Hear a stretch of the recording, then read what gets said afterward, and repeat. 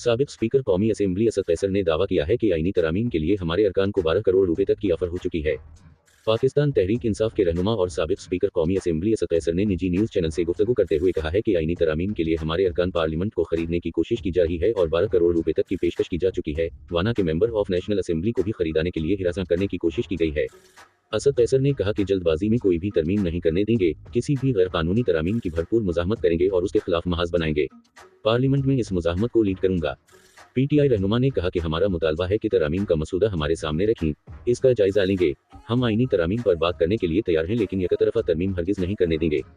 इन्होंने कहा कि गैर आईनी तरामीम का रास्ता रोकने में मौलाना फजल रहमान का बड़ा अहम किरदार है और उम्मीद है मौलाना आइंदा भी आइन की हुक्मरानी के लिए किरदार अदा करेंगे। बिलावल भुट्टो से भी कहता हूं कि जल्दबाजी में कोई गलत फैसला न करें। असद कैसर ने कहा कि बानी पीटीआई के वाज़ेह अहकामात तक हम एहतजाज जारी रखेंगे। कारकुनों को जबरदस्त तहरीक चलाने पर मुबारकबाद पेश करता हूं। हम बानी पीटीआई की हिदायत पर एहतजाज में शरीक नहीं हुए। पीटीआई रहनुमा ने मजीद कहा कि केपी हाउस पर हमला कानून की खिलाफ वर्जी है। ये खैबर पख्तूनख्वा के असासे पर हमला किया गया। हमारा मुतालबा है कि नए चीफ जस्टिस की तैनाती का जल्द अज जल्द ऐलान होना चाहिए। इन्होंने ये भी कहा कि नून लीग के अंदर मायूसी पाई जाती है और इसके पीपी के साथ भी मामलात तनाव का शिकार हैं। मैं हुकूमत को दिसंबर तक खत्म होते देख रहा हूं और वफाकी हुकूमत खत्म होने की कई वजूहात हैं। असद कैसर ने वजीर आला के पी अली अमीन गिंडापुर से मुतालिक कहा कि मैं उनकी वापसी के हवाले से लाइल हूं, नहीं पता वो कैसे वापस आए। उनके मुज़ाकरात हुए या नहीं ये भी नहीं जानता और न ही किसी मुज़ाकरात का हिस्सा था। अली अमीन से तफसीली बातचीत करके वापसी से मुतालिक मालूमात हासिल करूंगा।